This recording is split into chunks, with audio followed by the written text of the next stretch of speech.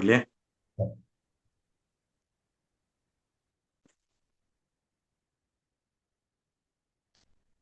ಓಂ ಸದಾಶಿವಸಮಾರಂಭಾಂ ಶಂಕರಾಚಾರ್ಯಮಧ್ಯಮಾಂ ಅಸ್ಮದಾಚಾರ್ಯಪರ್ಯಂತಾಂ ವಂದೇ ಗುರುಪರಂಪರಾಂ ಶ್ರುತಿಸ್ಮೃತಿಪುರಾಣಾನಾಂ ಆಲಯಂ ಕರುಣಾಲಯಂ ನಮಾಮಿ ಭಗವತ್ಪಾದಶಂಕರಂ ಲೋಕಶಂಕರಂ ಶಂಕರಂ ಶಂಕರಾಚಾರ್ಯಂ ಕೇಶವಂ ಬಾದರಾಯಣಂ ಸೂತ್ರಭಾಷ್ಯಕೃತೌ ವಂದೇ ಭಗವಂತೌ ಪುನಃ ಪುನಃ ಈಶ್ವರೋ ಗುರುರಾತ್ಮೇತಿ ಮೂರ್ತಿಭೇದವಿಭಾಗಿನೇ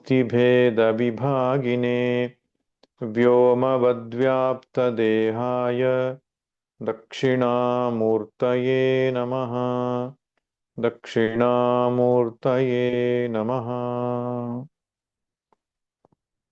ಹರಿ ಓಂ. ಭಗವದ್ಗೀತೆಯ ಧ್ಯಾನ ಶ್ಲೋಕವನ್ನು ಹೇಳೋಣ. ಓಂ ಪಾರ್ಥಾಯ ಪ್ರತಿಬೋಧಿತಾಂ ಭಗವತಾ ನಾರಾಯಣೇನ ಸ್ವಯಂ ವ್ಯಾಸೇನ ಗ್ರಥಿತಾಂ ಪುರಾಣ ಮುನಿನಾ ಮಧ್ಯೆ ಮಹಾಭಾರತಂ ಅದ್ವೈತಾಮೃತವರ್ಷಿಣೀಂ ಭಗವತೀಂ ಅಷ್ಟಾದಶಾಧ್ಯಾಯಿನೀಂ ಅಂಬ ತ್ವಾಮನುಸಂದಧಾಮಿ ಭಗವದ್ಗೀತೆ ಭವದ್ವೇಷಿಣೀಂ. ನಮೋऽಸ್ತು ತೇ ವ್ಯಾಸ ವಿಶಾಲಬುದ್ಧೇ ಪುಲ್ಲಾರವಿಂದಾಯತಪತ್ರನೇತ್ರ ಯೇನ ತ್ವಯಾ ಭಾರತತೈಲಪೂರ್ಣಃ ಪ್ರಜ್ವಾಲಿತೋ ಜ್ಞಾನಮಯಃ ಪ್ರದೀಪಃ. ಪ್ರಪನ್ನಪಾರಿಜಾತಾಯ ಸ್ತೋತ್ರವೇತ್ರೈಕಪಾಣಯೇ ಜ್ಞಾನಮುದ್ರಾಯ ಕೃಷ್ಣಾಯ ಗೀತಾಮೃತದುಹೇ ನಮಃ. ಹರಿ ಓಂ. ಶ್ರೀಮದ್ ಭಗವದ್ಗೀತೆಯ 7ನೇ ಅಧ್ಯಾಯದ ಚಿಂತನೆಯಲ್ಲಿ ನಾವು ಇದ್ದೆವು.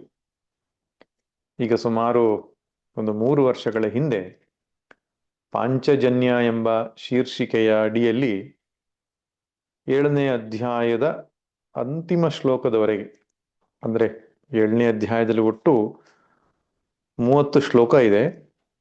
26ನೇ ಶ್ಲೋಕದವರೆಗೆ ನಾವು ಚಿಂತನೆ ಮಾಡಿದ್ದೆವು. ಕಾರಣಾಂತರಗಳಿಂದ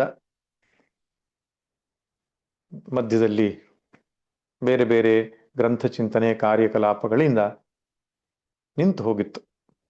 ಈಗ ಮತ್ತೆ ಪುನಃ ಭಗವದ್ಗೀತೆಯ ಚಿಂತನೆಯನ್ನ ಆರಂಭ ಮಾಡೋಣ ಅಂತ ಒಂದು ಸಪ್ತಾಹದ ಮಾದರಿಯಲ್ಲಿ ಅದನ್ನ ಮಾಡೋಣ ಅಂತ ಯೋಚನೆ ಮಾಡಿ, ಪ್ರತಿ ತಿಂಗಳ ಕೊನೆಯ ವಾರ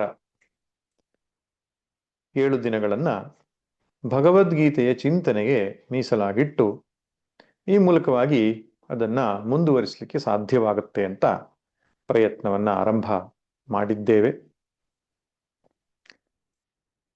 ಈ ಸಲ ನಮ್ಮ ಸೌಭಾಗ್ಯವೆಂಬಂತೆ ನವೆಂಬರ್ 30 7 ದಿನಗಳಾಗತ್ತೆ. 24ರಿಂದ ಆರಂಭ ಮಾಡಿ 30ರ ತನಕ 7 ದಿನ ಆಗತ್ತೆ. ಡಿಸೆಂಬರ್ 1ನೇ ತಾರೀಕಿಗೆ ಗೀತಾ ಜಯಂತಿ ಇರೋದರಿಂದ ಡಿಸೆಂಬರ್ 1ರ ತನಕವೂ ಕೂಡ, ಗೀತಾ ಜಯಂತಿಯ ತನಕವೂ ಕೂಡ ನಾವು ಅಷ್ಟಾಹ ಕಾರ್ಯಕ್ರಮಗಳನ್ನು ಮಾಡಿ 8ನೇ ಅಧ್ಯಾಯವನ್ನ ಯಥಾಶಕ್ತಿ ಚಿಂತನೆ ಮಾಡಲಿಕ್ಕೆ ಪ್ರಯತ್ನ ಮಾಡೋಣ. ಇದಕ್ಕೆ ಇನ್ನೊಂದು ಕಾರಣವೂ ಇದೆ. ಯಾಕಂದ್ರೆ ನಾವು ಇವತ್ತು ನೇರವಾಗಿ 8ನೇ ಅಧ್ಯಾಯ ಆರಂಭ ಮಾಡ್ತಾ ಇಲ್ಲ. 7ನೇ ಅಧ್ಯಾಯದ ಕೊನೆಯ ಏನು 4 ಶ್ಲೋಕಗಳು ಬಾಕಿ ಉಳಿದಿತ್ತು ಅದನ್ನ ಚಿಂತನೆ ಮಾಡೋದ್ರಿಂದ 8ನೇ ಅಧ್ಯಾಯಕ್ಕೆ ಸಪ್ತಾಹವೇ ಆಗತ್ತೆ. ಇವತ್ತು ಮಾತ್ರ 7ನೇ ಅಧ್ಯಾಯದ ಚಿಂತನೆ ಮಾಡೋಣ. ಸಮಯ ಬಹಳವಾದದ್ರಿಂದ ಬಹುಶಃ 7ನೇ ಅಧ್ಯಾಯದಲ್ಲಿ ನಾವು ಏನು ಚಿಂತನೆ ಮಾಡಿದ್ದೇವೆ ಅನ್ನೋದು ಮರೆತು ಹೋಗಿದೆ ಅಂತ ಹೇಳೋದಕ್ಕಿಂತ ಸ್ವಲ್ಪ ನೆನಪಿಸಿಕೊಳ್ಳೋದು ಉತ್ತಮ ಅಂತ ಹೇಳೋದು ಒಳ್ಳೆಯದು ಕಾಣಿಸುತ್ತೆ. ಯಾಕಂದ್ರೆ ಅಭ್ಯಾಸಾನುಸಾರಿಣಿ ವಿದ್ಯಾ, ಅನಭ್ಯಾಸೇ ವಿಷಂ ವಿದ್ಯಾ ಎಂಬ ಮಾತಿದೆ. ವಿದ್ಯೆಗೆ ನಿರಂತರ ಅಭ್ಯಾಸದಲ್ಲಿರಬೇಕು ಅಂತ. ಅಭ್ಯಾಸ ನಿಲ್ಲಿಸಿಬಿಟ್ರೆ ಅದು ಮರೆತು ಹೋದಂತೆ ಆಗ್ತದೆ. ಮತ್ತೆ ಪುನಃ ಅಭ್ಯಾಸ ಮಾಡುವಾಗ ಮತ್ತೆಲ್ಲ ನೆನಪಿಗೆ ಬರ್ತದೆ.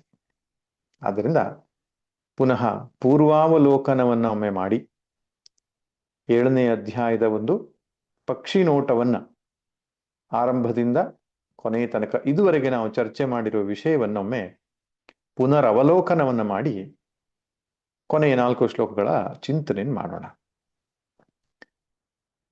ಈ 7ನೇ ಅಧ್ಯಾಯಕ್ಕೆ ಹೆಸರು ಜ್ಞಾನ ವಿಜ್ಞಾನ ಯೋಗ ಅಂತ. ಇದರಲ್ಲಿ ಒಟ್ಟು 30 ಶ್ಲೋಕಗಳಿವೆ. ಈ 30 ಶ್ಲೋಕಗಳನ್ನ ಮುಖ್ಯವಾಗಿ 6 ವಿಷಯಗಳಲ್ಲಿ ವಿಭಾಗ ಮಾಡಬಹುದಾಗಿದೆ. 6 ಟಾಪಿಕ್ಸ್ಗಳಲ್ಲಿ ನಾವು ಚರ್ಚೆ ಮಾಡಬಹುದಾಗಿದೆ. ಮೊದಲನೆಯದು 1ನೇ ಶ್ಲೋಕದಿಂದ 3ನೇ ಶ್ಲೋಕದವರೆಗೆ, ಅದರ ಆರಂಭದ 3 ಶ್ಲೋಕಗಳಲ್ಲಿ ಪರಮಾತ್ಮನ ಜ್ಞಾನದ ಮಹಿಮೆಯನ್ನ ಭಗವಂತನೇ ವರ್ಣಿಸಿದ್ದಾನೆ. ಅಂದ್ರೆ ಆತ್ಮಜ್ಞಾನ, ಬ್ರಹ್ಮಜ್ಞಾನ ಅಂತ ನಾವೇನ್ ಕರಿತೇವೋ ಅದರ ಮಹಾತ್ಮೆಯನ್ನ, ಶ್ರೇಷ್ಠತೆಯನ್ನ ಭಗವಂತ ಹೊಗಳುವುದು, ಹೇಳುವುದು ಕಾಣಿಸುತ್ತೆ. ಜ್ಞಾನಂ ವಿಜ್ಞಾನ ಸಹಿತಂ ವಕ್ಷ್ಯಾಮಿ ಅಹಂ ಇದಂ ವಕ್ಷ್ಯಾಮಿ ಅಶೇಷತಃ ಅಂತ ಹೇಳ್ತಾನೆ. ಈ ಬ್ರಹ್ಮಜ್ಞಾನಕ್ಕೆ ದೇವರು ಕೊಟ್ಟ ಹೆಸರು ವಿಜ್ಞಾನ ಸಹಿತವಾದ ಜ್ಞಾನ ಅಂತ. ಅಂದ್ರೆ ವಿಜ್ಞಾನದಿಂದ ಒಡಗೂಡಿದ ಜ್ಞಾನ, ಅಂದ್ರೆ ಜ್ಞಾನಂ ವಿಜ್ಞಾನ ಸಹಿತಂ. ಇದು ಕೇವಲ ಜ್ಞಾನ ಅಲ್ಲ, ವಿಜ್ಞಾನ ಸಹಿತವಾದ ಜ್ಞಾನ ಅಂತ ಹೇಳ್ತಾನೆ. ಇಲ್ಲಿ ಜ್ಞಾನ ಅಂದ್ರೆ ಪರಮಾತ್ಮನ ಸಗುಣ ಸ್ವರೂಪದ ಜ್ಞಾನ, ವಿಜ್ಞಾನ ಅಂದ್ರೆ ಅವನ ನಿರ್ಗುಣ ಸ್ವರೂಪದ ಜ್ಞಾನ. ಅಥವಾ 7ನೇ ಅಧ್ಯಾಯದ ಭಾಷೆಯಲ್ಲಿ ಹೇಳೋದಾದ್ರೆ ಅಪರಾ ಪ್ರಕೃತಿಯ ಜ್ಞಾನ ಹಾಗೂ ಪರಾ ಪ್ರಕೃತಿಯ ಜ್ಞಾನ. ಭಗವಂತನ ಅಪರಾ ಪ್ರಕೃತಿಯ ಜ್ಞಾನಕ್ಕೆ ಹೆಸರು ಜ್ಞಾನ. ಅವನ ಪರಾ ಪ್ರಕೃತಿ ಅಥವಾ ಶ್ರೇಷ್ಠ ಪ್ರಕೃತಿ, ನಿರ್ಗುಣ ಸ್ವರೂಪ ಏನಿದೆ ಅದನ್ನು ವಿಜ್ಞಾನ ಅಂತ ಕರೆದಿದ್ದಾನೆ. ಆದ್ದರಿಂದ ಸಗುಣ ಹಾಗೂ ನಿರ್ಗುಣ ಸ್ವರೂಪವನ್ನ ನಾನು ತಿಳಿಸಿಕೊಡ್ತೇನೆ ಎಂಬ ಪ್ರತಿಜ್ಞಾ ವಾಕ್ಯವನ್ನ ಭಗವಂತ ಹೇಳ್ತಾ ಇದ್ದಾನೆ, ಅಥವಾ ಪರಿಚಯಾತ್ಮಕವಾದಂತಹ ವಾಕ್ಯವನ್ನು ಹೇಳ್ತಾ ಇದ್ದಾನೆ.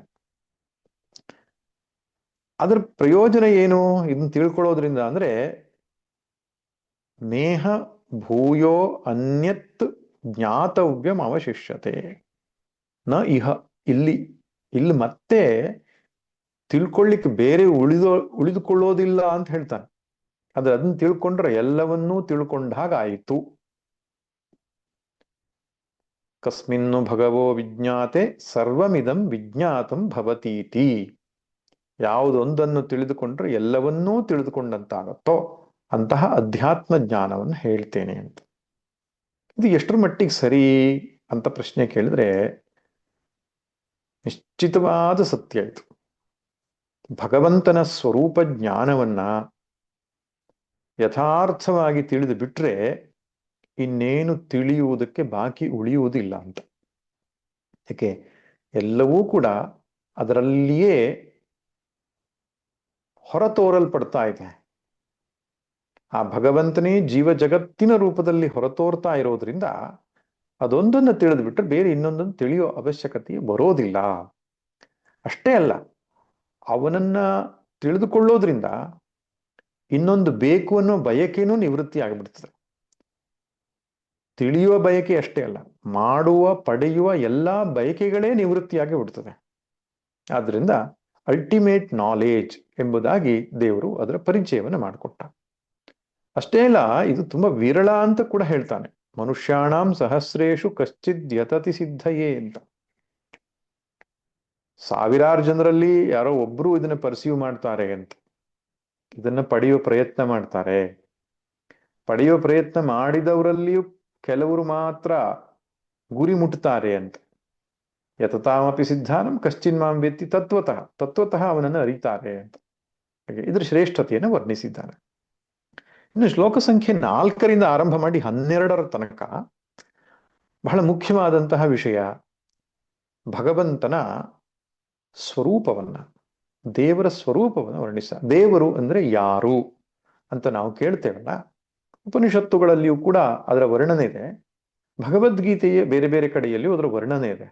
ಆದರೆ ಅತ್ಯಂತ ಸ್ಪಷ್ಟವಾಗಿ ದೇವರು ಇಲ್ಲಿ ಪರಮಾತ್ಮ ಸ್ವರೂಪದ ಬಗ್ಗೆ, ಈಶ್ವರ ಸ್ವರೂಪದ ಬಗ್ಗೆ ತಿಳಿಸಿಕೊಡ್ತಾನೆ.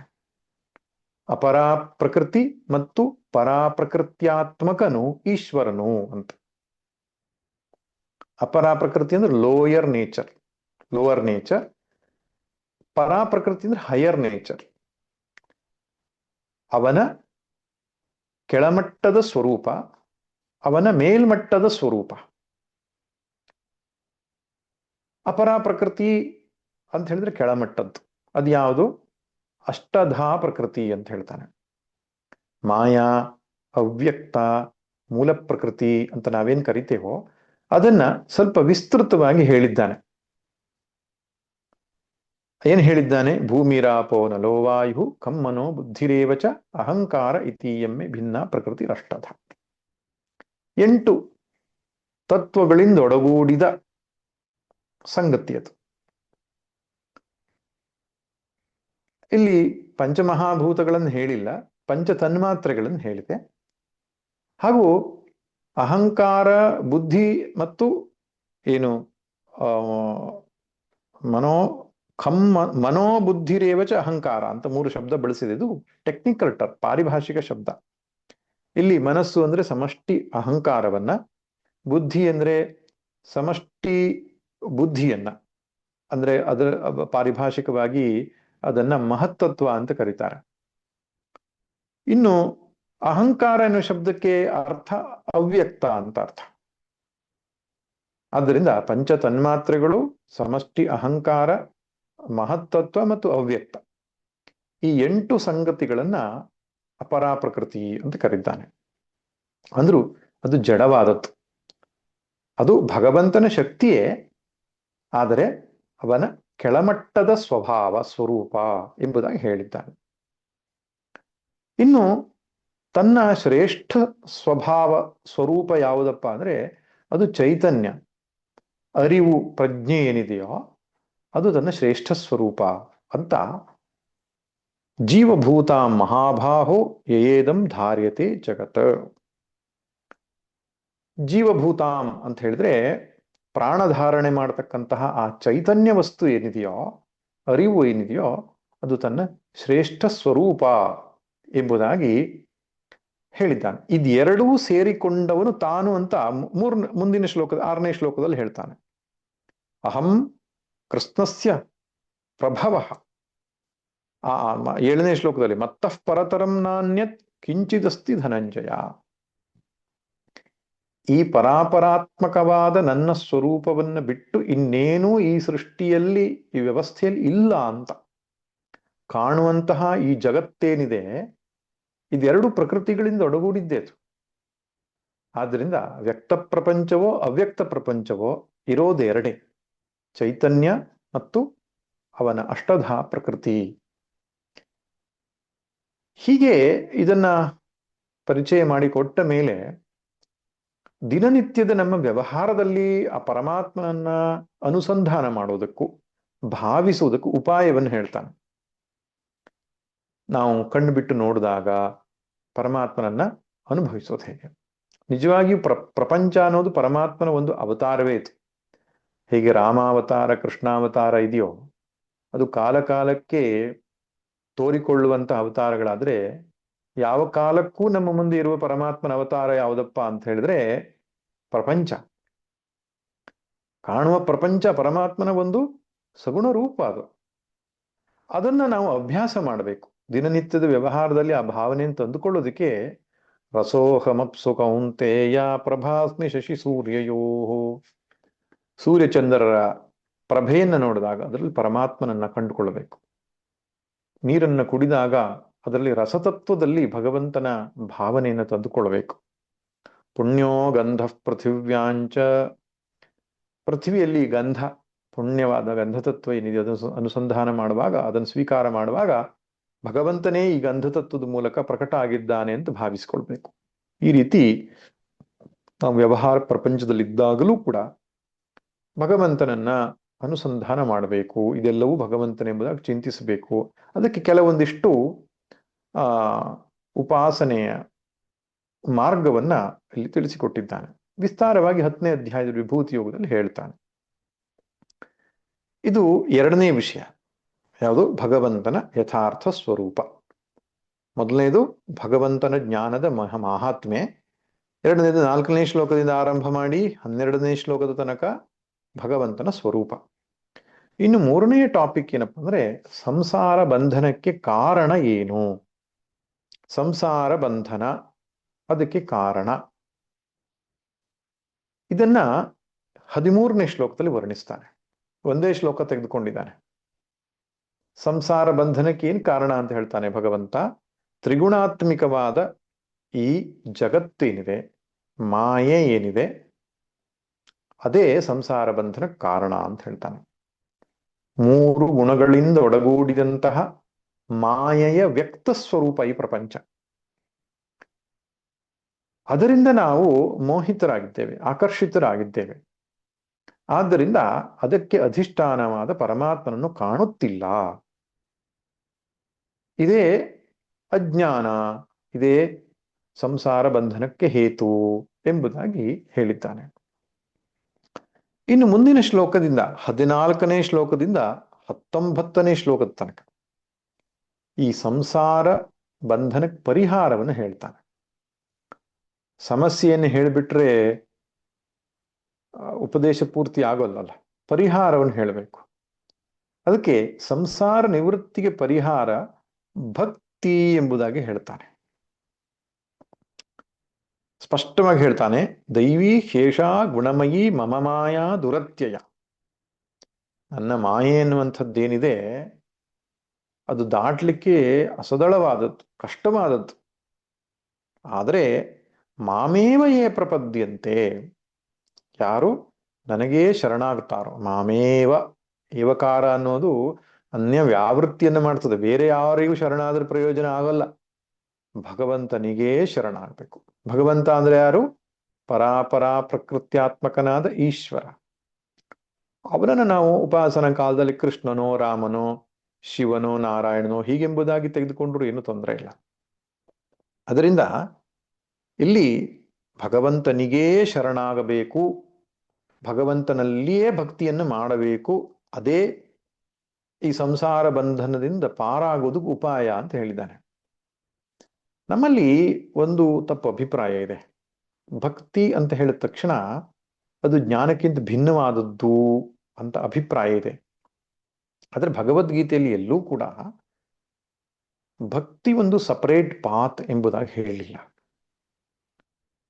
ಭಕ್ತಿ ಅನ್ನೋದು ಎಲ್ಲಾ ಸಾಧನೆಗಳಲ್ಲಿಯೂ ಹಾಸುಹೊಕ್ಕಾಗಿರುವ ಒಂದು ಮನೋಭಾವ. ಅದು ಉದಾಹರಣೆಗೆ ಕರ್ಮಯೋಗ ಕೂಡ ಭಕ್ತಿಯೇ, ಉಪಾಸನಾ ಯೋಗ ಕೂಡ ಭಕ್ತಿ ಯೋಗವೇ, ಜ್ಞಾನ ಯೋಗ ಕೂಡ ಭಕ್ತಿ ಯೋಗವೇ.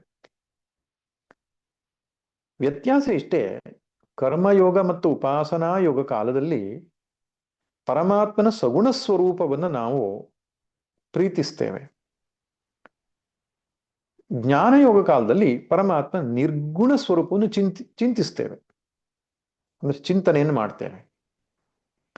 ಸಗುಣ ಸ್ವರೂಪದ ಮೇಲೆ ಪ್ರೇಮವನ್ನಿಟ್ಟು ಕ್ರಿಯಾಪ್ರಧಾನವಾದ ಆರಾಧನೆ ಇದ್ರೆ ಕರ್ಮಯೋಗ, ಭಾವನಾ ಪ್ರಧಾನವಾದ ಆರಾಧನೆ ಇದ್ರೆ ಉಪಾಸನಾ ಯೋಗ, ನಿರ್ಗುಣ ಬ್ರಹ್ಮದ ವಿಚಾರ ಪ್ರಧಾನವಾದಂತಹ ಆಚರಣೆ ಜ್ಞಾನಯೋಗ. ಈ ಮೂರೂ ಸಂದರ್ಭದಲ್ಲಿ ಭಕ್ತಿ ಅನ್ನೋದು ಹಾಸು ಹೊಕ್ಕಾಗಿರಬೇಕು. ಭಕ್ತಿ ಅಂದ್ರೇನು? ಪರಮಾತ್ಮನ ಮೇಲಿರುವ ಪ್ರೇಮ.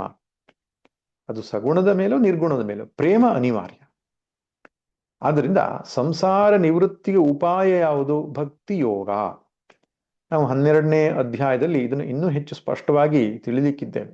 ಈ ಭಕ್ತಿ ಯೋಗದ ಬೇರೆ ಬೇರೆ ಮಜಲುಗಳನ್ನು ಅವನು ಹೇಳ್ತಾನೆ ಚಂದದಲ್ಲಿ.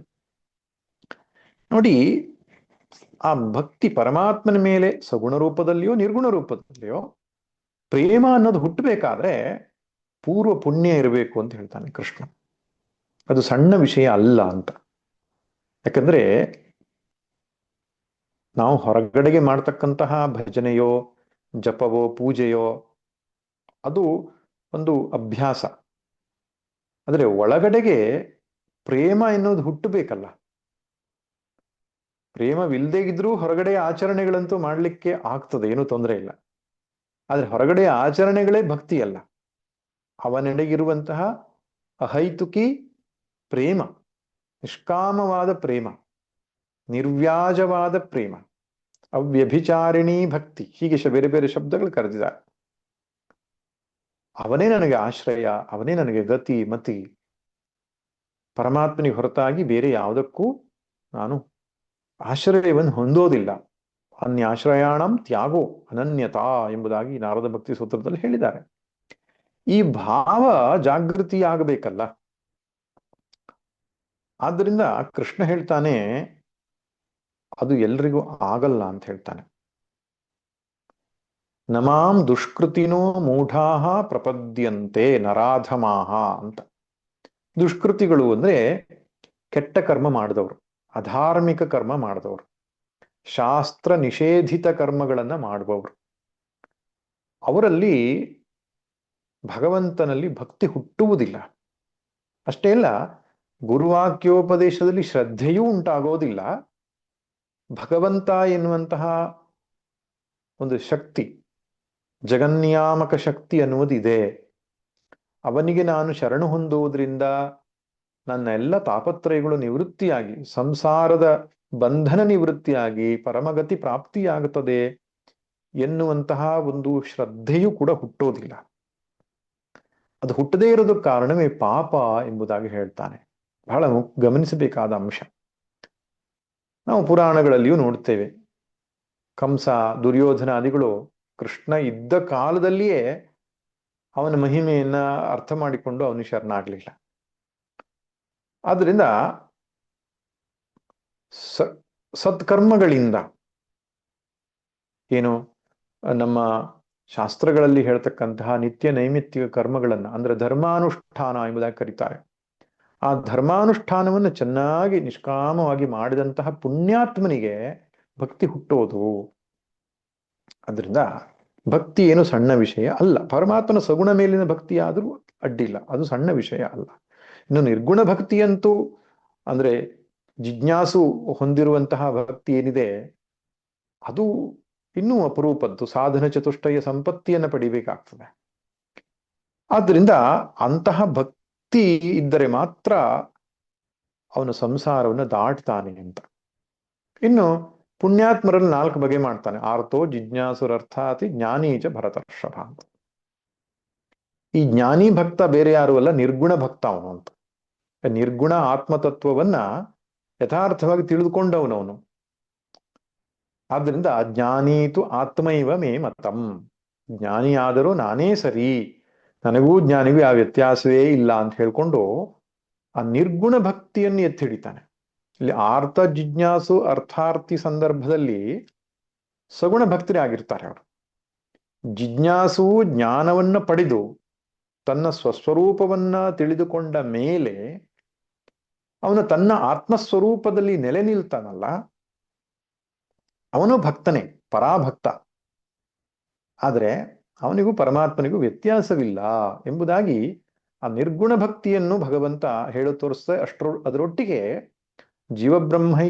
ಐಕ್ಯವನ್ನು ಕೂಡ ಇಲ್ಲಿ ಹೇಳಿರೋದು ಗೊತ್ತಾಗತ್ತೆ. ನಾನು ಅವನು ಬೇರೆ ಅಲ್ಲ ಎಂಬುದಾಗಿ ಹೇಳ್ತಾನೆ. ಆದ್ದರಿಂದ ಅದ್ವೈತ ಜ್ಞಾನ ಅಂತ ಏನಿದೆಯೋ ಭಗವದ್ಗೀತೆ ಭಾಷೆಯಲ್ಲಿ ಅದು ಪರಾಭಕ್ತಿಯೇ ಅಂತ. ಆದ್ದರಿಂದ ಭಕ್ತಿ ಮತ್ತು ಈ ಜ್ಞಾನ, ಈ ಶಬ್ದಗಳ ಸಮನ್ವಯವನ್ನ ನಾವು ಸರಿಯಾಗಿ ಅರ್ಥ ಮಾಡ್ಕೊಳ್ಬೇಕು. ಸಾಮಾನ್ಯವಾಗಿ ಈ ಸಗುಣಾರಾಧನೆಯನ್ನು ಮಾತ್ರ ಭಕ್ತಿ ಅಂತ ಕರೆದು, ನಿರ್ಗುಣ ಚಿಂತನೆಯನ್ನ ಜ್ಞಾನ ಅಂತ ಕರೆದು ಭೇದ ಮಾಡುವುದಿದೆ. ಆದರೆ ಆತ್ಯಂತಿಕವಾಗಿ ಸಂಸಾರ ನಿವೃತ್ತಿ ಆಗಬೇಕಾದ್ರೆ ಆತ್ಮಜ್ಞಾನದಿಂದಲೇ ಆಗಬೇಕಲ್ವೇ? ಅದರಿಂದ ಆತ್ಮಜ್ಞಾನವೇ ಶ್ರೇಷ್ಠವಾದಂತಹ ಸಾಧನೆ ಅಥವಾ ಭಕ್ತಿ ಎಂಬುದಾಗಿ ಇಲ್ಲಿ ಗುರುತಿರಿಸಿದ್ದು ಕಾಣಿಸುತ್ತೆ ನಮಗೆ. ಅಷ್ಟೇ ಅಲ್ಲ, ಆತ್ಮಜ್ಞಾನ ಅನ್ನೋದು ಅಷ್ಟು ಸುಲಭದ ವಿಷಯ ಅಲ್ಲ ಅಂತ ಕೃಷ್ಣನೇ ಹೇಳ್ತಾನೆ. ಬಹೂನಾಂ ಜನ್ಮನಾಮಂತೆ ಜ್ಞಾನವಾನ್ ಮಾಂ ಪ್ರಪದ್ಯತೆ ವಾಸುದೇವ ಸರ್ವಮಿತಿ ಸ ಮಹಾತ್ಮ ಸುದುರ್ಲಭ. ಭಗವದ್ಗೀತೆ ಒಂದೊಂದು ಶ್ಲೋಕಗಳು ಎಷ್ಟು ಅದ್ಭುತವಾದದ್ದು ಅಂದ್ರೆ ಅನುಸಂಧಾನ ಮಾಡಲಿಕ್ಕೆ ಯೋಗ್ಯವಾದದ್ದು. ಬಹಳ ಜನ್ಮಗಳ ನಂತರ ಅಂದ್ರೆ ಸಾಕಷ್ಟು ಸಾಧನೆ ಬೇಕು ಎಂಬುದಾಗಿ ಇಲ್ಲಿ ಒತ್ತಿ ಹಿಡಿತಿದ್ದಾನೆ ಕೃಷ್ಣ. ಜ್ಞಾನವಾನ್ ಮಾಂ ಪ್ರಪದ್ಯತೆ, ಆತ್ಮಸ್ವರೂಪವನ್ನು ಯಥಾರ್ಥವಾಗಿ ತಿಳಿದವನು ನನ್ನನ್ನು ಪಡೆದುಕೊಳ್ತಾನೆ. ಆತ್ಮಸ್ವರೂಪವನ್ನು ಯಥಾರ್ಥವಾಗಿ ತಿಳಿಯೋದು ಎಂಬ ಮಾತಿಗೆ ಅರ್ಥ ಏನು? ವಾಸುದೇವ ಸರ್ವಮಿತಿ, ಇದೆಲ್ಲವೂ ವಾಸುದೇವನೇ, ನಾನು ಎಂಬ ಜೀವಾತ್ಮನು, ಇದು ಎನ್ನುವ ಕಾಣುವಂತಹ ಈ ಪ್ರಪಂಚ, ಇದೆಲ್ಲವೂ ಒಂದೇ ಪರಬ್ರಹ್ಮ ವಸ್ತು, ಇದಂ ಸರ್ವಂ ಬ್ರಹ್ಮ ಎಂಬಂತಹ ಜ್ಞಾನ. ಇಷ್ಟಾದ ಮೇಲೆ 20ನೇ ಶ್ಲೋಕದಿಂದ ಆರಂಭ ಮಾಡಿ 26ನೇ ಶ್ಲೋಕದವರೆಗೂ ಸಕಾಮ ಭಕ್ತರ ಬಗ್ಗೆ ಭಗವಂತ ತಿಳಿಸ್ತಾನೆ. ಸಕಾಮ ಭಕ್ತರು ಅಂತ ಹೇಳಿದ್ರೆ ಯಾರು? ಯಾರಿಗೆ ಮನಸ್ಸಲ್ಲಿ ಬಯಕೆಗಳಿದೆಯೋ ಮತ್ತು ಅದನ್ನು ಈಡೇರಿಸಿಕೊಳ್ಳುವುದಕ್ಕೆ ಅನ್ಯಾನ್ಯ ದೇವತೆಗಳನ್ನು ಆಶ್ರಯಿಸ್ತಾರೋ ಅದು ಸಕಾಮ ಭಕ್ತರು. ಅಥವಾ ವ್ಯಭಿಚಾರಿಣಿ ಭಕ್ತಿ. ಅದು ವ್ಯಭಿಚಾರ ಅನ್ನುವ ಶಬ್ದಕ್ಕೆ ಅರ್ಥ ಕನ್ನಡದಲ್ಲಿ ನಾವು ಬಳಸುವ ಹಾಗೆ ಅರ್ಥದಲ್ಲಿ ಅಲ್ಲ, ಅದು ಶಾಸ್ತ್ರೀಯವಾದ ಭಾಷೆ. ಚರ ಅಂದ್ರೆ ಹೋಗೋದು ಅಂತ ಅರ್ಥ. ಅಭಿಚರ ಅಂತ ಹೇಳಿದ್ರೆ ಅದ್ರ ಕಡೆಗೆ ಹೋಗೋದು ಅಂತ. ಅಂದ್ರೆ ವಿಗತ, ವಿರುದ್ಧ ಅಂತ, ಅಂದ್ರೆ ಎಲ್ಲೆಲ್ಲೂ ಸುತ್ತಾಡೋದು ಅಂತ. ವ್ಯಭಿಚಾರ ಅಂದ್ರೆ ಒಂದು ಕಡೆಗೆ ನೆಲೆ ನಿಲ್ಲದೆ, ಒಂದಕ್ಕೆ ನಿಷ್ಠವಾಗಿರದೆ ಯಾವ್ದಾವುದನ್ನ ಆಶ್ರಯಿಸೋದಕ್ಕೆ ವ್ಯಭಿಚಾರ ಅಂತ ಹೇಳ್ತಾರೆ. ಆದ್ರಿಂದ ಈ ಭಕ್ತನು ಏನು ಮಾಡ್ತಾನೆ? ಈಶ್ವರನೊಬ್ಬನನ್ನೇ ಆಶ್ರಯಿಸೋದಿಲ್ಲ, ದೇವತೆಗಳನ್ನೆಲ್ಲ ಭಜಿಸ್ತಾನೆ. ಕಾರಣ ಇಷ್ಟೇ, ಅವನಿಗೆ ಬೇರೆ ಬೇರೆ ಕರ್ಮ ಫಲಗಳು ಬೇಕಾಗಿದೆ, ಬೇರೆ ಬೇರೆ ಅಪೇಕ್ಷೆಗಳಿದೆ ಅವನ ಮನಸ್ಸಲ್ಲಿ. ಆದ್ರಿಂದ ಅವನು ಸಕಾಮ ಭಕ್ತ. ಸಕಾಮ ಭಕ್ತನ ದೂಷಿಸುವುದಿಲ್ಲ ಭಗವಂತ ಇಲ್ಲಿ, ಆದರೆ ಅವನು ಮೋಕ್ಷದಿಂದ ವಂಚಿತನಾಗ್ತಾನೆ ಅಂತ ಹೇಳ್ತಾನೆ. ಆದ್ರಿಂದ ಸಕಾಮ ಭಕ್ತನು ಸರಿಯಾಗಿ ತಿಳಿದುಕೊಂಡು ಈಶ್ವರನನ್ನೇ ಭಜಿಸಬೇಕು ಅಂತ. ಈಶ್ವರನನ್ನೇ ಭಜಿಸುವುದು ಒಂದು ವಿಷಯ, ಮತ್ತೆ ನಿಷ್ಕಾಮವಾಗಿ ಭಜಿಸಬೇಕು ಅಂತ. ಯಾವ ಬಯಕೆಗಳನ್ನು ಇಟ್ಟುಕೊಳ್ಳದೆ ಪ್ರೇಮಕ್ಕಾಗಿ ಪ್ರೇಮವನ್ನ ಮಾಡಬೇಕು. ಅಂತಹ ಒಂದು ಧ್ಯೇಯದ ಕಡೆಗೆ ನಮ್ಮನ್ನ ಕರೆದುಕೊಂಡು ಹೋಗ್ಲಿಕ್ಕೆ ಭಗವಂತ ಸಕಾಮ ಭಕ್ತರನ್ನ ಇಲ್ಲಿ ಚರ್ಚೆ ಮಾಡ್ತಾನೆ. ಕಾಮೈಸ್ತೈಸ್ತೈರ್ಹೃತಜ್ಞಾನಾ ಪ್ರಪದ್ಯಂತಿ ಅನ್ಯ ದೇವತಾ. ಸೋಮವಾರ ಒಂದು ದೇವರು, ಮಂಗಳವಾರ ಒಂದು ದೇವರು, ಹೀಗೆ ವಾರಕ್ಕೊಂದೊಂದು ದೇವರು. ಟಿವಿಯಲ್ಲಿ ಒಂದೊಂದು ಜ್ಯೋತಿಷಿಗಳು ಒಂದೊಂದು ಆರಾಧನೆ ಹೇಳಿದ ತಕ್ಷಣ ಒಂದೊಂದು ಆರಾಧನೆ ಹಿಂದೆ ಓಡೋದು. ಯಾವುದೋ ಒಂದನ್ನು ಗಟ್ಟಿಯಾಗಿ ಹಿಡ್ಕೊಳ್ಳಲ್ಲ, ಪರಮಾತ್ಮನ ಒಂದು ಸ್ವರೂಪವನ್ನ ಗಟ್ಟಿಯಾಗಿ ಹಿಡ್ಕೊಳ್ಳಲ್ಲ. ಅದಕ್ಕೆ ಕಾಮನೆಗಳೇ ಕಾರಣ ಎಂಬುದಾಗಿ ಹೇಳ್ತಾನೆ. ಆದ್ರೆ ಆ ಎಲ್ಲಾ ದೇವತೆಗಳ ಮೂಲಕ ಫಲ ಕೊಡುವ ನಾನೇ ಎಂಬುದಾಗಿ ಸ್ಪಷ್ಟಪಡಿಸ್ತಾನೆ. ನೀವು ಸಕಲ ಗ್ರಹ ಬಲ ನೀನೇ ಸರಸಿಜಾಕ್ಷ ಅಂತ ಸರಸಿಜಾಕ್ಷನ್ನೇ ಹಿಡ್ಕೊಂಡ್ಬಿಟ್ರೆ ಗ್ರಹಗಳೇನು ಮಾಡ್ಲಿಕ್ಕೆ ಸಾಧ್ಯ? ಆದ್ದರಿಂದ ತನ್ನನ್ನು ಅವರು ಭಜಿಸಿದ್ರೆ ಶಾಶ್ವತವಾದಂತಹ ಪರಿಹಾರ ಸಿಗ್ತದಲ್ಲ. ಅಂತವತ್ತು ಫಲಂ ತೇಷಾಂ ತದ್ಭವತ್ಯಲ್ಪಮೇಧಸ. ಸಣ್ಣ ಸಣ್ಣ ಫಲಕ್ಕೋಸ್ಕರ ದೇವತೆಗಳನ್ನ ಇವ್ರನ್ನ ಹಿಡ್ಕೊಂಡಿದ್ದಾರೆ. ಆದರೆ ಆತ್ಯಂತಿಕ ದುಃಖ ನಿವೃತ್ತಿ, ನಿರತಿಶಿ ಸುಖ ಪ್ರಾಪ್ತಿಯ ಈ ಒಂದು ಪರಿಹಾರ ಇದೆ, ಶಾಶ್ವತ ಪರಿಹಾರ ಇದೆಯಲ್ಲ, ಅದು ನನ್ನನ್ನೇ ಭಜಿಸಿದ್ರೆ ಸಾಧ್ಯ ಆಗುತ್ತದೆ ಅಂತ. ನನ್ನನ್ನು ಭಜಿಸಬೇಕು ಅಂದ್ರೆ ಪರಮಾತ್ಮನ ಯಥಾರ್ಥ ಸ್ವರೂಪವನ್ನ ಭಜಿಸಬೇಕು ಅಂದಾಗ ಅಲ್ಲಿರುವ ಅಡ್ಡಿಗಳು ಯಾವುದು? ಒಂದು ಕಾಮನೆಗಳೇ ಅಡ್ಡಿ. ಅಷ್ಟು ಸುಲಭವಾಗಿ ಕಾಮನೆಗಳನ್ನು ಕೈ ಬಿಡ್ಲಿಕ್ಕೆ ಮನುಷ್ಯ ರೆಡಿ ಇರಲ್ಲ. ಎರಡನೇ ಅಡ್ಡಿ ಒಂದಿದೆ. ಭಗವಂತ ಹೇಳ್ತಾನೆ, ನಾಹಂ ಪ್ರಕಾಶ ಸರ್ವಸ್ಯ ಯೋಗಮಾಯ ಸಮಾವೃತಃ. ನಾನಷ್ಟು ಸುಲಭವಾಗಿ ಕಾಣಲ್ಪಡುವವನಲ್ಲ, ಯೋಗಮಾಯೆಯಿಂದ ಸಮಾವೃತನಾಗಿದ್ದೇನೆ ಅಂತ. ಮಾಯೆ ಇಂದ ಮುಚ್ಚಲ್ಪಟ್ಟಿದ್ದೇನೆ ತಾನು ಎಂಬುದಾಗಿ ಹೇಳ್ತಾನೆ. ಮಾಯೆ ಅಂದ್ರೆ ಬೇರೆ ಇನ್ನೂ ಅಲ್ಲ, ತ್ರಿಗುಣಾತ್ಮಕವಾದ ಪ್ರಪಂಚ. ತ್ರಿಗುಣಾತ್ಮಕವಾದ ಪ್ರಪಂಚದಲ್ಲಿ ಆಕರ್ಷಣೆ ನಮಗೇನಿದೆಯಲ್ಲ, ಅದು ಪರಮಾತ್ಮನನ್ನೇ ಭಜಿಸುವುದಕ್ಕೆ ಅಡ್ಡಿಯಾಗಿದೆ. ಗುರುಶಾಸ್ತ್ರ ವಾಕ್ಯದ ಮೇಲೆ ಶ್ರದ್ಧೆ ಇಟ್ಟು ಒಬ್ಬರು ಮುಂದಕ್ಕೆ ಹೋಗಬೇಕಾದ್ರೆ ಆ ಶ್ರದ್ಧೆಯೂ ಕೂಡ ಪುಣ್ಯದ ಪರಿಪಾಕವೇ ಅಲ್ವೇ?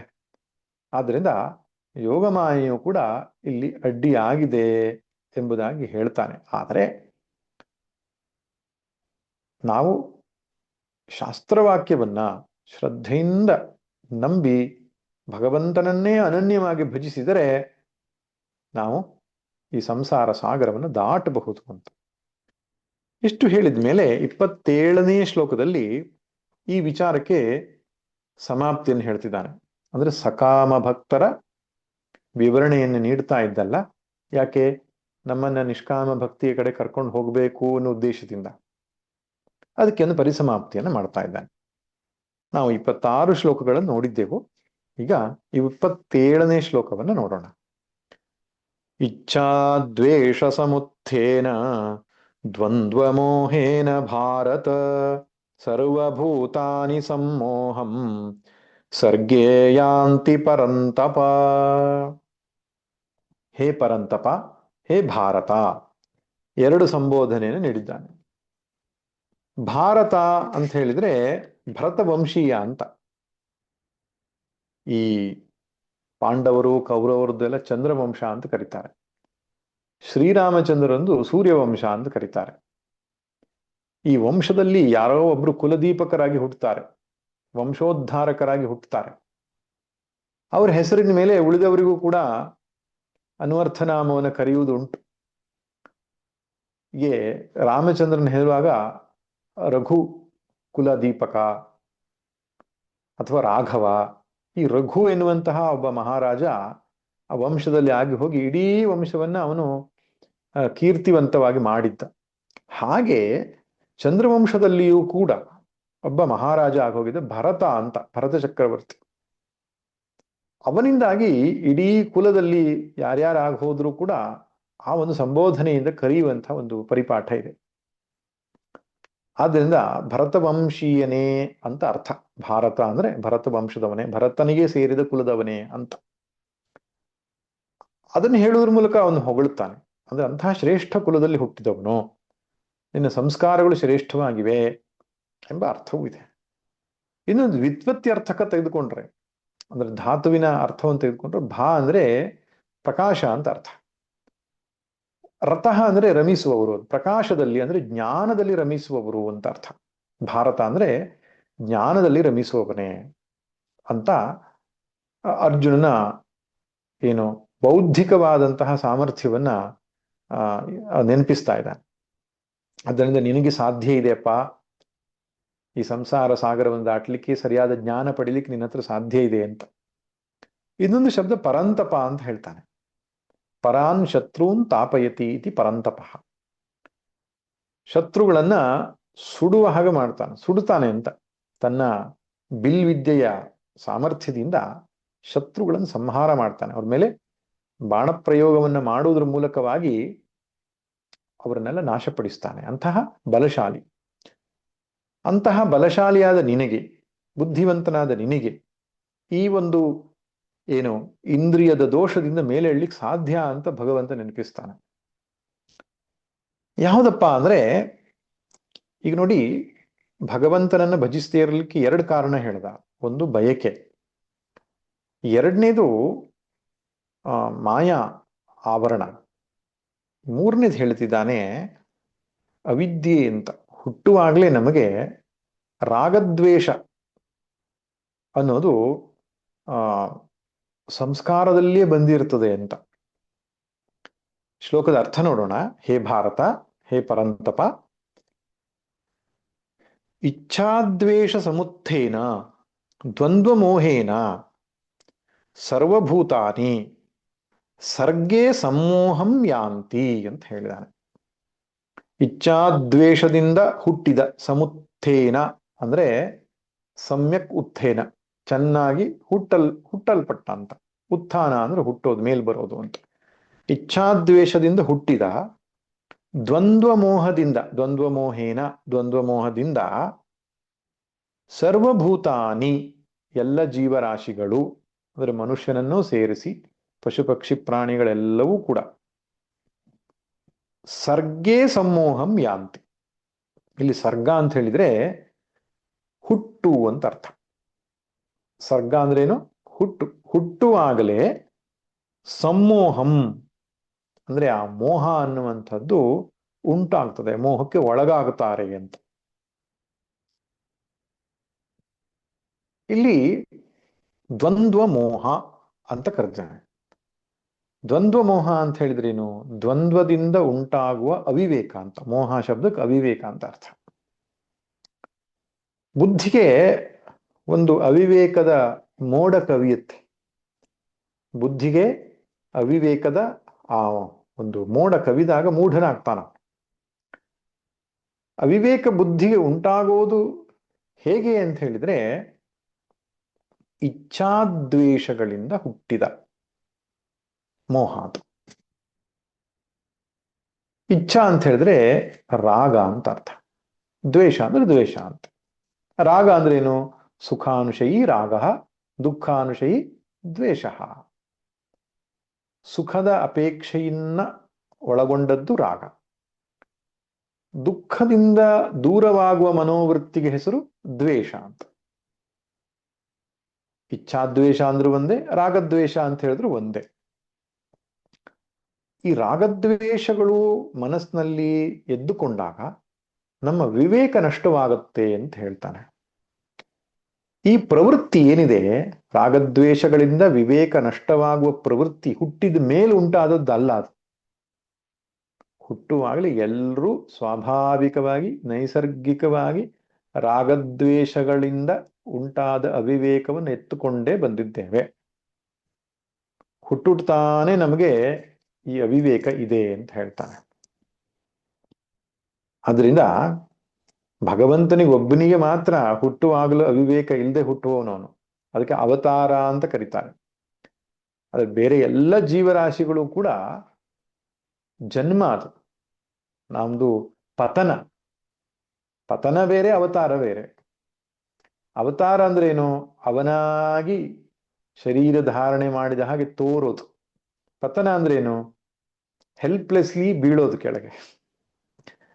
ಆದ್ರಿಂದ ಹಿಂದಿನ ಜನ್ಮದ ಕರ್ಮಕ್ಕೆ ಅನುಸಾರವಾಗಿ ಏನೊಂದು ಆಗಾಮಿ ಕರ್ಮ ಸಿದ್ಧವಾಗಿತ್ತು, ಅದು ಸಂಚಿತದೊಡನೆ ಸೇರಿ ಒಂದು ಹೊಸ ಪ್ರಾರಬ್ಧ ಸೃಷ್ಟಿಯಾಗಿ ಅದು ನಮ್ಮನ್ನ ಹುಟ್ಟುವುದಕ್ಕೆ ಕಾರಣ ಮಾಡಿದೆ.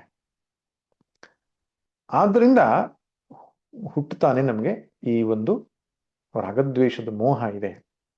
ಅದಕ್ಕೆ ನೋಡಿ, ಗರ್ಭೋಪನಿಷತ್ತಲ್ಲಿ ಒಂದು ಮಾತು ಬರ್ತದೆ, ಅಥ ನವಮೇ ಮಾಸಿ ಸರ್ವಲಕ್ಷಣ ಜ್ಞಾನಕರಣ ಸಂಪೂರ್ಣೋ ಭವತಿ. 9 ತಿಂಗಳಿಗೆ ಆ ಶಿಶುವಿಗೆ ಎಲ್ಲ ಜ್ಞಾನೇಂದ್ರಿಯಗಳು ಡೆವಲಪ್ ಆಗತ್ತೆ. ಶುಭಾಶುಭಂಚ ಕರ್ಮ ವಿಂದತಿ. ಸರಿ ಯಾವುದು, ತಪ್ಪು ಯಾವುದು, ಅಂದ್ರೆ ಪುಣ್ಯಕರ್ಮ ಯಾವುದು, ಪಾಪಕರ್ಮ ಯಾವುದು, ಅದು ಗೊತ್ತಾಗ್ತದಂತೆ. ನಾನು ಹಿಂದೆಲ್ಲ ಪಾಪಕರ್ಮ ಮಾಡಿದ್ದೆ, ಅದನ್ನು ನಾನು ಮುಂದೆ ಮಾಡಬಾರದು ಅಂತ ಹೇಳಿ ಅದು ಯೋಚನೆ ಮಾಡತ್ತಂತೆ ಮಗು. ಆದ್ರೆ ಏನ್ ಮಾಡೋದು? ತಾಯಿಯ ಗರ್ಭದಿಂದ ಹೊರಗಡೆ ಬರ್ತಾ ಇದ್ದ ಹಾಗೆ ಪ್ರಪಂಚದ ಮಾಯೆ ಅದನ್ನು ಮುಸುಕಿ ಬಿಡ್ತದೆ. ಸರಿ ತಪ್ಪುಗಳ ವಿವೇಚನೆ ಹೊರಟು ಹೋಗ್ಬಿಡುತ್ತೆ.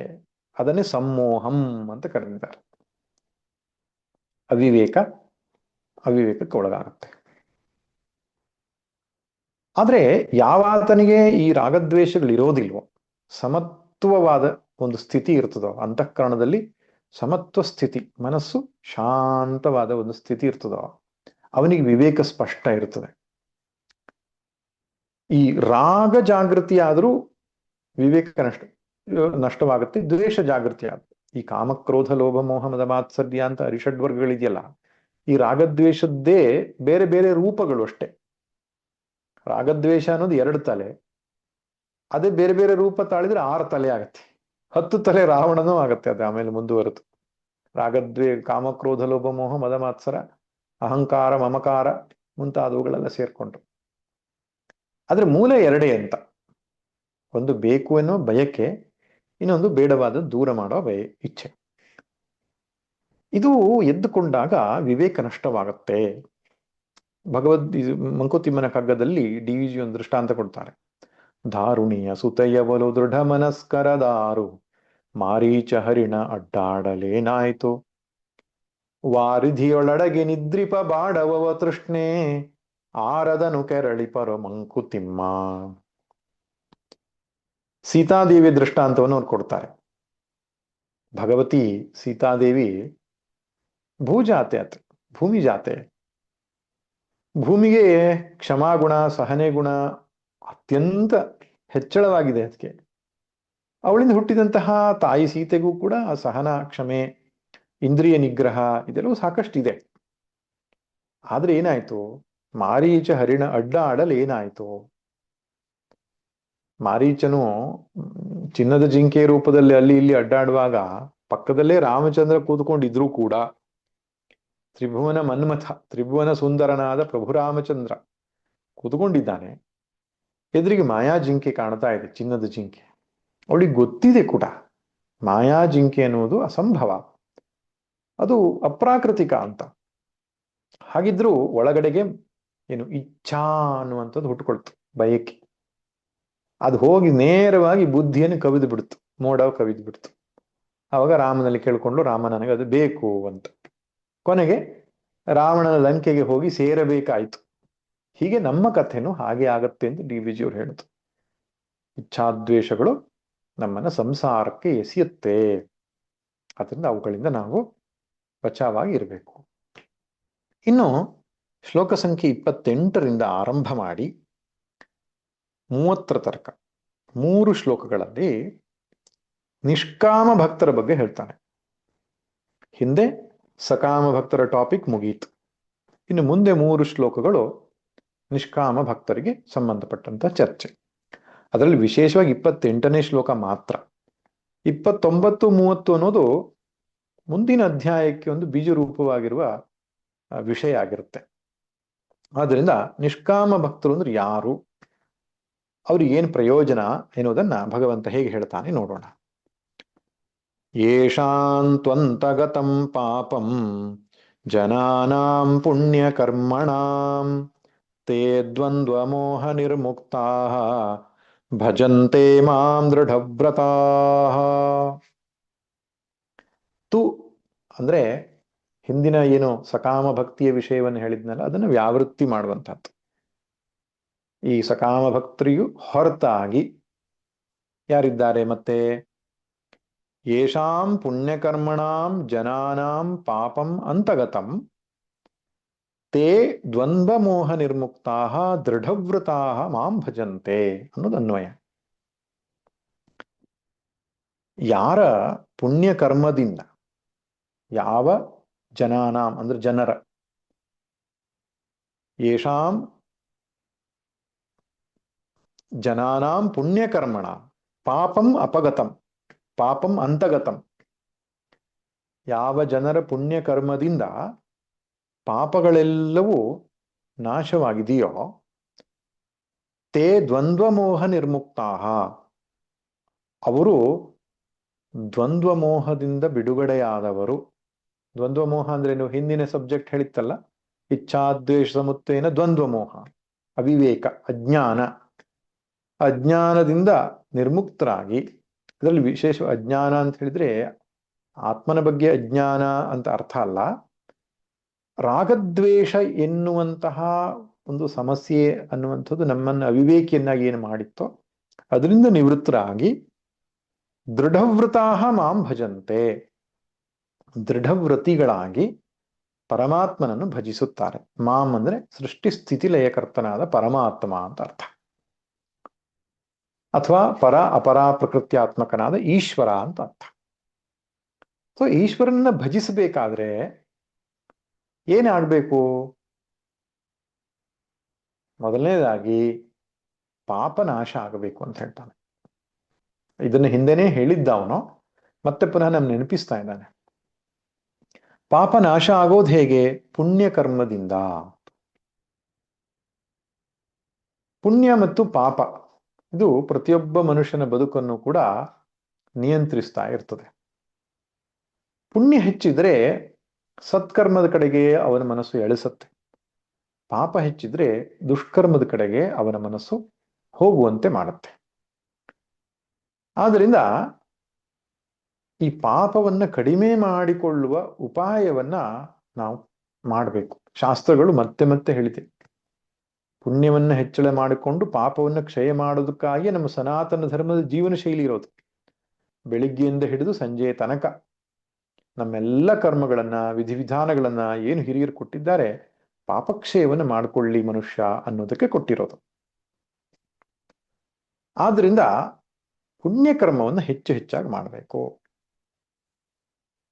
ಇಲ್ಲಿ ಪುಣ್ಯಕರ್ಮ ಎಂಬ ಮಾತಿಗೆ ಅರ್ಥ ಯಜ್ಞ, ದಾನ, ತಪಸ್ಸು ಅಂತ ಆದರೂ ಕೂಡ ನಿಷ್ಕಾಮವಾಗಿ ಮಾಡಬೇಕು ಅನ್ನೋದನ್ನ ಸೇರಿಸ್ಕೋಬೇಕು. ಪುಣ್ಯಕರ್ಮಗಳು ನಿಷ್ಕಾಮವಾಗಿ, ಪುಣ್ಯ ಅಂದ್ರೆ ಧಾರ್ಮಿಕ ಕರ್ಮಗಳು ನಿಷ್ಕಾಮವಾಗಿ ಮಾಡಿದಾಗ ಅದು ಪಾಪಕ್ಷಯವನ್ನು ಮಾಡ್ತದೆ. ಸಕಾಮವಾಗಿ ಮಾಡಿದಾಗ ಏನಾಗತ್ತೆ? ಅದು ನಾವು ಇಚ್ಛಿಸಿದ ಫಲವನ್ನು ತಂದುಕೊಡ್ತದೆ. ಆದರೆ ಸಕಾಮ ಕರ್ಮದಿಂದ ಪಾಪಕ್ಷಯವಾಗಲ್ಲ. ಸಕಾಮ ಕರ್ಮದಿಂದ ಇಚ್ಛೆ ಪೂರ್ತಿ ಆಗತ್ತೆ ಅಷ್ಟೆ. ನಿಷ್ಕಾಮ ಕರ್ಮಕ್ಕೆ ಫಲ ಏನಪ್ಪಾ ಅಂದ್ರೆ ಪಾಪಕ್ಷಯ. ಆದ್ರಿಂದ ಈಗ ಸಂಧ್ಯಾ ವಂದನೆ ಮುಂತಾದಂತಹ ಸಂದರ್ಭದಲ್ಲಿ ಮಮ ಪಾತು ಸಮಸ್ತ ದುರಿತಕ್ಷಯದ್ವಾರ ಶ್ರೀ ಪರಮೇಶ್ವರ ಪ್ರೀತ್ಯರ್ಥಂ ಅಷ್ಟೇ. ದುರಿತಕ್ಷಯದ್ವಾರ ಪರಮೇಶ್ವರ ಪ್ರೀತ್ಯರ್ಥಂ. ಅದಕ್ಕೆ ವಿಶೇಷವಾದ ಫಲವನ್ನೇನು ಹೇಳಲಿಲ್ಲ. ಆದ್ರೆ ಫಲ ಕೊಟ್ಟೇ ಕೊಡುತ್ತಲ್ಲ. ಅದೇನ್ ಫಲ ಕೊಡುತ್ತೆ? ಪಾಪಕ್ಷಯ ಮಾಡುತ್ತೆ. ಅದರಿಂದ ಆದಷ್ಟು ನಮ್ಮ ಸತ್ಕರ್ಮಗಳು ಏನಿದೆ, ನಿತ್ಯ ನೈಮಿತ್ತಿಕ ಕರ್ಮಗಳು ಏನಿದೆ, ಧಾರ್ಮಿಕ ಕರ್ಮಗಳೇನಿದೆ, ನಿಷ್ಕಾಮವಾಗಿ ನಾವು ಮಾಡಬೇಕು.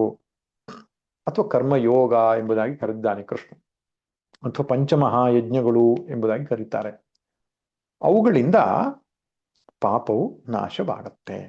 ಪಾಪ ನಾಶವಾಗಿದ್ದೇ ಅನ್ನೋದಕ್ಕೆ ಕುರುಹು ಏನು, ಗುರುತು ಏನಪ್ಪಾ ಅಂದ್ರೆ ದ್ವಂದ್ವ ಮೋಹ ನಿರ್ಮುಕ್ತಾಹ.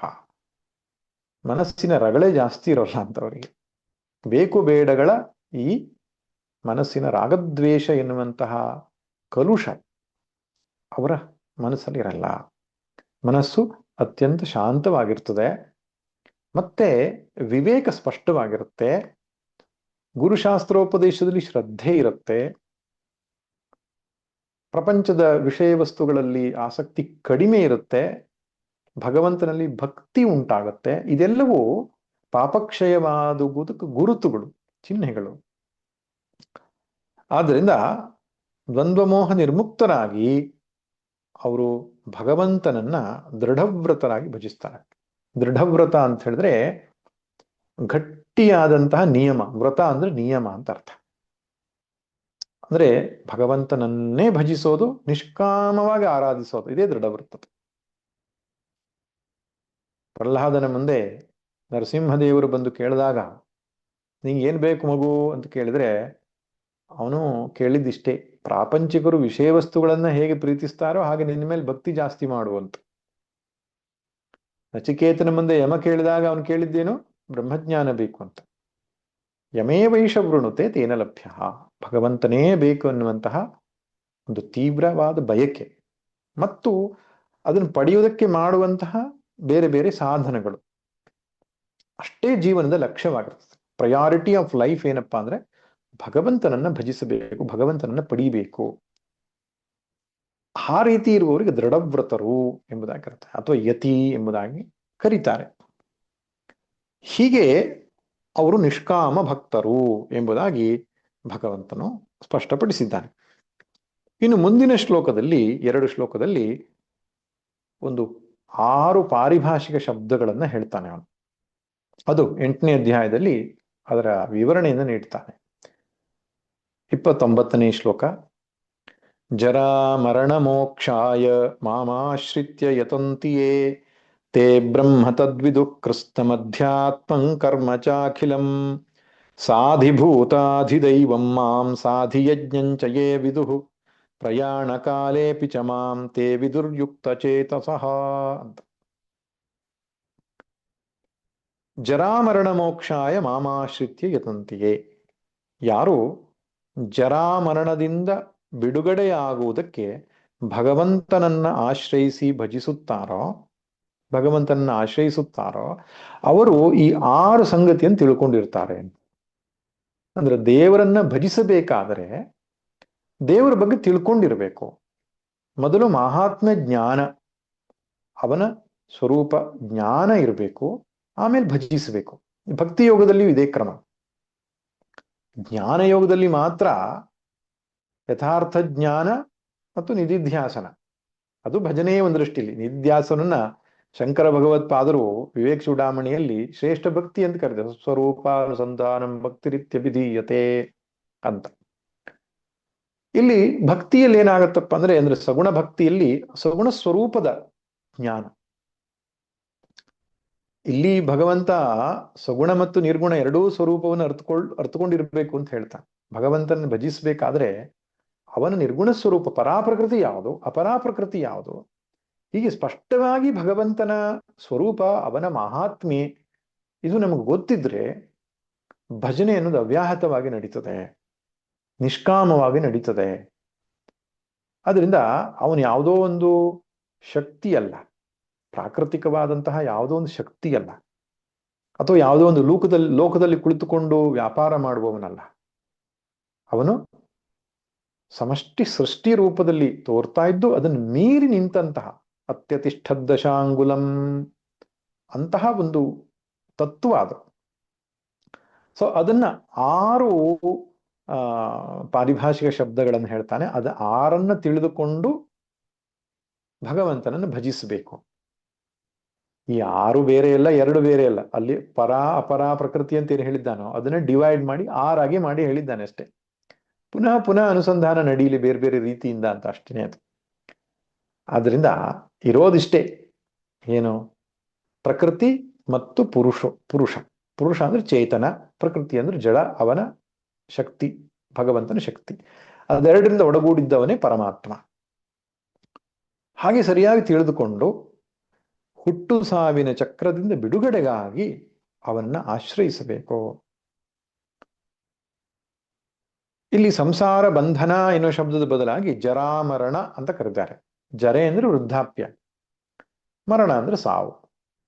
ಜನ್ಮ ಮೃತ್ಯು ಜರಾ ವ್ಯಾಧಿ ದುಃಖ ದೋಷಾನುದರ್ಶನಂ ಅಂತ 13ನೇ ಅಧ್ಯಾಯದಲ್ಲಿ ಹೇಳ್ತಾನೆ ಅವನು.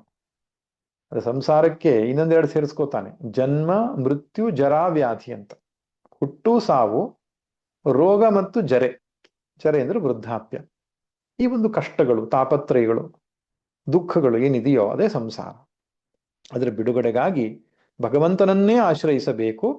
ಆಶ್ರಯಿಸುವವರು ತಿಳಿದುಕೊಳ್ಬೇಕಾದ ಸಂಗತಿಗಳು ಯಾವುದಪ್ಪ ಅಂದ್ರೆ ಬ್ರಹ್ಮ ಅಂದ್ರೆ ಏನು, ಕೃಷ್ಣಂ ಅಧ್ಯಾತ್ಮಂ, ಕೃಷ್ಣ ಅಂದ್ರೆ ಸಂಪೂರ್ಣ, ಟೋಟಲ್.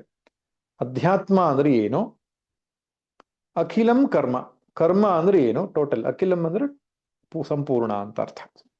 ಸಂಪೂರ್ಣ ಕರ್ಮ ಅಂದ್ರೆ ಏನು, ಸಂಪೂರ್ಣವಾಗಿ ಅಧ್ಯಾತ್ಮ ಅಂದ್ರೆ ಏನು, ಸಂಪೂರ್ಣವಾಗಿ ಬ್ರಹ್ಮ ಅಂದ್ರೆ ಏನು. ಸಾಧಿಭೂತಂ ಅಧಿದೈವಂ ಸಾಧಿಯಜ್ಞಂ ಅಂದ್ರೆ ಅಧಿಭೂತ ಸಹಿತವಾದ ಪರಮಾತ್ಮ. ಮಾಮ್ ಅಂದ್ರೆ ನನ್ನನ್ನ.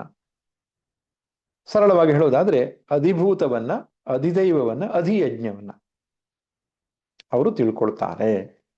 ಬ್ರಹ್ಮ, ಅಧ್ಯಾತ್ಮ, ಕರ್ಮ, ಅಧಿಭೂತ, ಅಧಿದೈವ, ಅಧಿಯಜ್ಞ, ಈ 6 ಸಂಗತಿಗಳನ್ನು ಸ್ಪಷ್ಟವಾಗಿ ತಿಳ್ಕೊಳ್ತಾರೆ. ಕನ್ಫ್ಯೂಷನ್ ಆಗೋದು ಬೇಡ. ಈ 6 ಸಂಗತಿಗಳು ಅಂದ್ರೆ ಪರಾಪರ ಪ್ರಕೃತಿ ಆತ್ಮಕವಾದ ಈಶ್ವರ ಅಂತ ಅರ್ಥ. ಅಷ್ಟೇ ಅಲ್ಲ, 7ನೇ ಒಂದು ಸಂಗತಿಯನ್ನು ತಿಳ್ಕೊಳ್ತಾರೆ. 7ನೇದು ಯಾವುದು, ಪ್ರಯಾಣ ಕಾಲೇ ಪಿಚ ಮಾಂ ತೇ ವಿದುರ್ಯುಕ್ತ ಚೇತಸಃ. ಪ್ರಯಾಣ ಕಾಲ ಅಂತ ಒಂದಿದೆ. ಪ್ರಯಾಣ ಕಾಲ ಅಂದ್ರೆ ಲೋಕಲ್ ಪ್ರಯಾಣ ಅಲ್ಲ, ಕೊನೆಯ ಪ್ರಯಾಣ ಅದು. ಆದ್ರಿಂದ ಪ್ರಯಾಣ ಕಾಲದಲ್ಲಿ ಭಗವಂತನನ್ನ ಸ್ಮರಣೆ ಮಾಡೋದು ಹೇಗೆ, ಪ್ರಯಾಣ ಕಾಲದಲ್ಲಿಯೂ ನನ್ನನ್ನೇ ತೇ ವಿದುಹು ಅಂದ್ರೆ ತಿಳಿಯುತ್ತಾರೆ. ಯುಕ್ತ ಚೇತಸಃ, ಯುಕ್ತ ಅಂದ್ರೆ ಇಂಟಿಗ್ರೇಟೆಡ್ ಅಂತ ಅರ್ಥ. ನಿಗ್ರಹಿತವಾದ ಅಂದ್ರೆ ನಮ್ಮ ಇಂದ್ರಿಯ ಮನಸ್ಸು ಬುದ್ಧಿಯಲ್ಲಿ ಪರಸ್ಪರ ನಿಯಂತ್ರಣ ಇದ್ರೆ, ಪರಸ್ಪರ ಸಾಮರಸ್ಯ ಸಮತೋಲನ ಇದ್ರೆ ಅದಕ್ಕೆ ಯುಕ್ತತೆ ಅಂತ ಕರೀತಾರೆ. ಆದ್ರಿಂದ ಚೇತಸ್ ಅಂದ್ರೆ ಬುದ್ಧಿ ಅಂತ. ಇಂದ್ರಿಯ ಮನಸ್ಸುಗಳ ಮೇಲೆ ಹತೋಟಿಯನ್ನು ಉಳ್ಳಂತಹ ಒಬ್ಬ ವಿವೇಕಿ, ಒಬ್ಬ ಸಾಧಕ ಏನಿದ್ದಾನೋ ಅವನು ಪ್ರಯಾಣ ಕಾಲದಲ್ಲಿಯೂ ಕೂಡ, ಸಾಯುವ ಕೊನೆಯ ಕಾಲದಲ್ಲಿಯೂ ಕೂಡ ಭಗವಂತನನ್ನೇ ಸ್ಮರಿಸಿ ಹೇಗೆ ದೇಹವನ್ನು ಬಿಡ್ತಾನೆ ಆ ವಿಷಯವಾಗಿ ತಿಳಿದುಕೊಳ್ಬೇಕು. ತಿಳಿದುಕೊಂಡು ಆಮೇಲೆ ಭಗವಂತನ ಭಜಿಸಬೇಕು. ಆದ್ರಿಂದ ಜರಾಮರಣ ಮೋಕ್ಷ ಉಂಟಾಗತ್ತೆ ಎಂಬುದಾಗಿ ಭಗವಂತನು ತಿಳಿಸಿದ್ದಾನೆ. ಈ ಪಾರಿಭಾಷಿಕ ಶಬ್ದಗಳ ವಿವರಣೆಯೇ 8ನೇ ಅಧ್ಯಾಯದಲ್ಲಿ ವಿಸ್ತಾರವಾಗಿ ಬರುವಂಥದ್ದು. ಆದ್ದರಿಂದ ಅದನ್ನ ನಾಳೆಯಿಂದ ಚಿಂತನೆ ಮಾಡಲಿಕ್ಕೆ ಆರಂಭ ಮಾಡೋಣ. ಇಲ್ಲಿಗೆ 7ನೇ ಅಧ್ಯಾಯ ಯಥಾಶಕ್ತಿ ಸಮಾಪ್ತಿ ಆಯಿತು. ಓಂ ತತ್ಸದಿತಿ ಶ್ರೀಮದ್ಭಗವದ್ಗೀತಾಸು ಉಪನಿಷತ್ಸು ಬ್ರಹ್ಮವಿದ್ಯಾಯಾಂ ಯೋಗಶಾಸ್ತ್ರೇ ಶ್ರೀಕೃಷ್ಣಾರ್ಜುನ ಸಂವಾದೆ ಜ್ಞಾನ ವಿಜ್ಞಾನ ಯೋಗೋ ನಾಮ 7ಮೋಧ್ಯಾಯ. ಶ್ರೀಕೃಷ್ಣಾರ್ಪಣಮಸ್ತು. ನಾಳೆ 7 ಗಂಟೆಯಿಂದ 8 ಗಂಟೆ ತನಕ ಮತ್ತೆ ಭಗವದ್ಗೀತೆ ಚಿಂತನೆಯಲ್ಲಿ ಪಾಲ್ಗೊಳ್ಳೋಣ. ಹರಿ ಓಂ. ಸರ್ವೇ ಭವಂತು ಸುಖಿನಃ, ಸರ್ವೇ ಸಂತು ನಿರಾಮಯಾಃ, ಸರ್ವೇ ಭದ್ರಾಣಿ ಪಶ್ಯಂತು, ಮಾ ಕಶ್ಚಿತ್ ದುಃಖ ಭಾಗ್ ಭವೇತ್. ಓಂ ಶಾಂತಿ ಶಾಂತಿ ಶಾಂತಿ. ನಾರಾಯಣ ನಾರಾಯಣ ನಾರಾಯಣ.